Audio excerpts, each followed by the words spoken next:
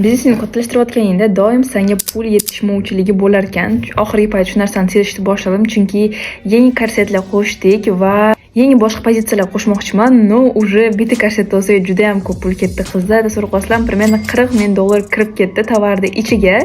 Hali u tovar bizning qo'limizda yo'q, sekin-sekin kelyapti yo'lda.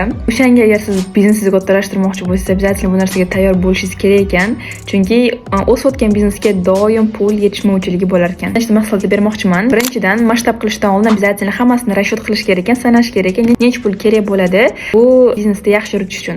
Ikkinchisi, albatta daromad hammasini aql bilan ishlating. Ya'ni biznesdan chiqayotgan pulda обратно biznesga tiking, chunki rasxodlaringizga ishlatsangiz, afsuski biznesda o'ziga hech nima pul qolmaydigan. Masalan, men yaqinda ota-onamga uy olmoqchiman. Уже почти oldim ham deylu, no уже o'ylanib sal qo'yaman. Hozir olganim yaxshimi yo ozgindan keyin olganim yaxshimi? Chunki hozir biznesimga pul yetishmayapti degan narsa bo'lyapti. Sekinroq masshtab qilish kerakmi deb o'ylab qoldim, chunki sekinroq masshtab bo'lganda ozgina хотя бы порядок sifatida rivojlanadi, xavf sifatida emas. Oxirida obязательно eng muhimi ishchilarni joy-joyiga qo'yib qo'yish kerak. Ya'ni menejer bo'ladimi, call center bo'ladimi yoki content creator bo'ladimi? Chunki kattalashayotganingda sani vaqting bo'lmasa, bu ishlar hech qaysi qilinmaydi. O'shaning uchun o'sha pozitsiyalarga odamni qo'yib qo'ysang, o'shandagina sen kattalashsang bo'lar ekan. Men kerakli joylarda odamlar o'tiribdi.